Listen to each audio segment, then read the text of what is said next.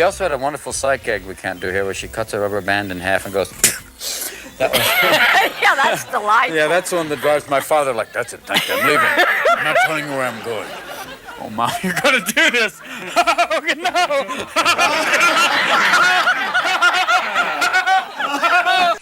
Which one's the dinosaur? In the middle, I think. Nah, you're wrong. They're all extinct.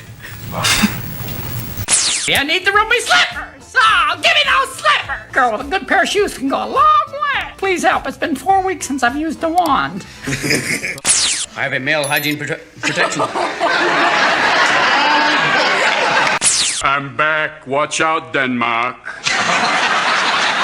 Mother, come here. I love you. Big kiss for you. Sorry, you're dead. Look over here. I'm going to do another speech, but first, I'm going to tear through a wall and flex my nipples. Hollywood has had many comedy legends. People audiences remember forever because of their talent, charm, or iconic performances. But Robin Williams always created a completely different feeling. Every time he appeared, the entire atmosphere around him seemed to change instantly. An ordinary conversation would suddenly become chaotic, unpredictable, and bursting with life. No one ever knew what Robin was going to say next, including Robin himself. And today, we're going to look back at Robin Williams' uniquely special comedic energy to understand why so many people saw him not just as a comedian, but as a true genius of Hollywood. When you play online and you get owned by a 10-year-old, you're going, You're my...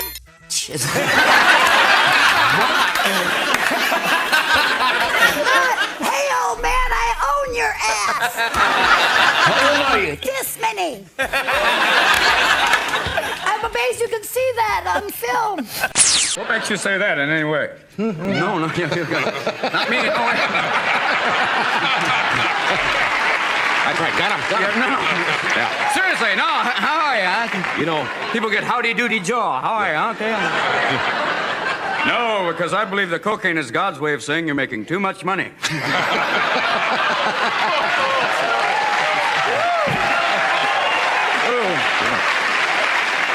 No, I wouldn't take any medication. You couldn't. You see the girls at the Rainbow Bar and Grill have taken one too many Quaaludes going, Is my lipstick on? it's really like, oh, look, it's Emmett's girl. How are you? I'm fine. What made Robin Williams different wasn't that he had better jokes than everyone else. It was that Robin's mind seemed to operate in a completely different way.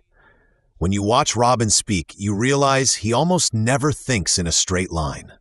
The smallest idea could instantly trigger dozens of different associations. From one simple sentence, Robin could suddenly create an entirely new character, a new accent, a new scenario, then keep building it into something even more absurd and unexpected. What were you doing at 10? 10? I was going, What's that?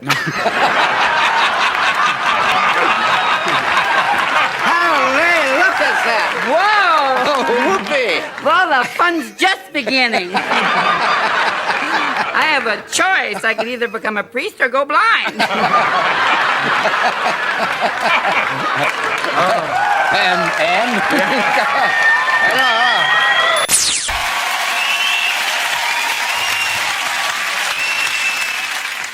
My English is better today.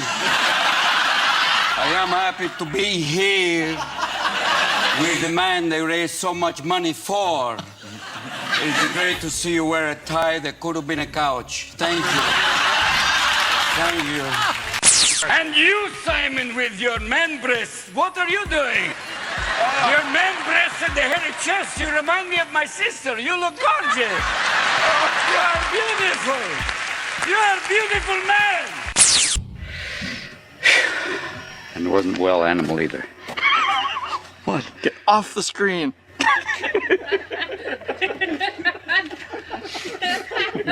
And the amazing thing is that everything happened almost instantly. Audiences never got the feeling that Robin was writing jokes in his head. It felt more like he was seeing the world from a completely different perspective than everyone around him. A world where anything could become absurd, bizarre, and hilarious if your imagination was fast enough to catch it. That's why watching Robin always felt so alive. because you were witnessing a creative mind operating in real time right in front of you.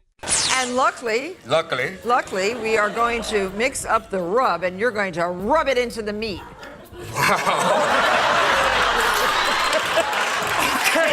See, that shuts him up. Luckily that I had that experience from the ages 12 to 22. I'll be rubbing the meat, as we say, for the little children look away for a moment. I could enunciate to the back row, just like Sylvester Stallone doing Hamlet. This would be a place where Stallone could do Hamlet. To be or what?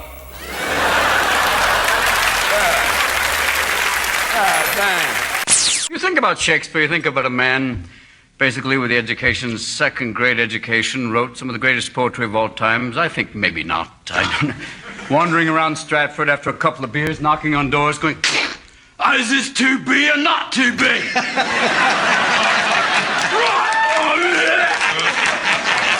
wrote that. It's mine. Mr. Sinatra, can I just shake your hand? Why not? Oh, Marlene, sell my clothes. I'm going to heaven. I'm so happy to be here I could drop a log. What made Robin Williams' talent greater than ordinary comedy was that he didn't just make people laugh. He made people feel free. A lot of celebrities, when appearing in public, are constantly trying to control their image. They carefully calculate every sentence, every expression, every moment of silence, so everything feels as perfect as possible. Robin was the complete opposite. Pleasure to meet you, Lawrence. Key to self-reliance is a vigorous life, and my pants are split so hard I can actually see. So that means I'm in charge of all of this?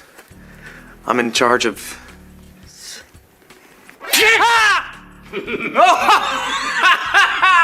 Oh my God. But mark my words, it's the last time I shall ever do so. Is that understood? Yeah, I mean, Yes or no?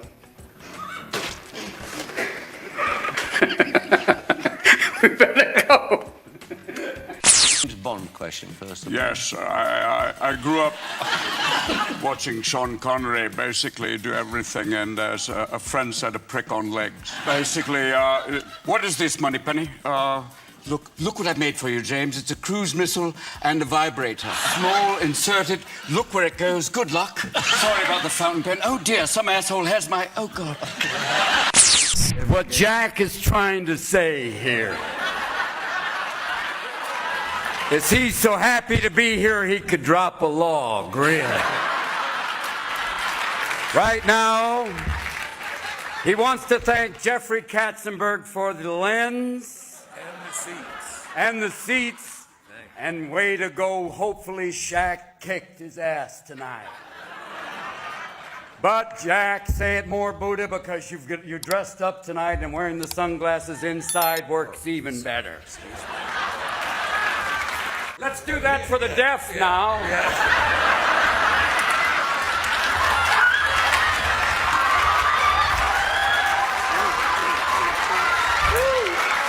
Well, Michael Jackson, the fact that he travels with a chimp, sleeps in an ozone box, even the Enquirer is going, I can't print that.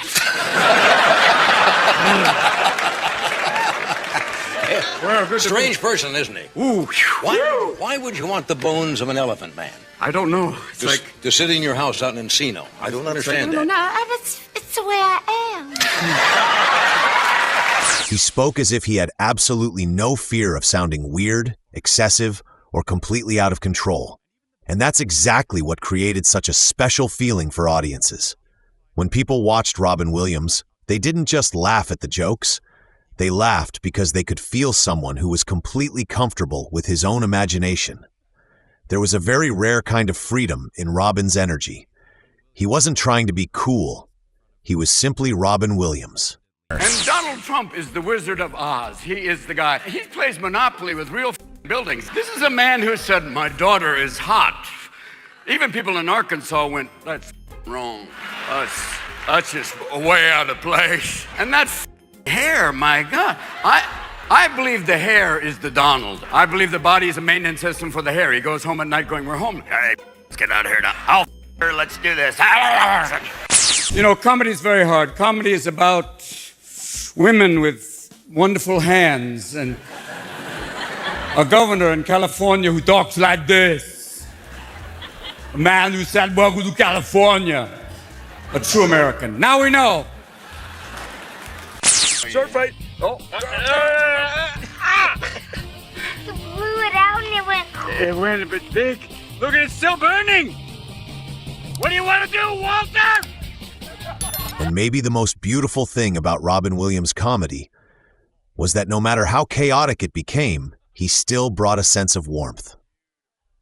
A lot of comedians make audiences laugh through bitterness, sarcasm, or the feeling of trying to one-up everyone else.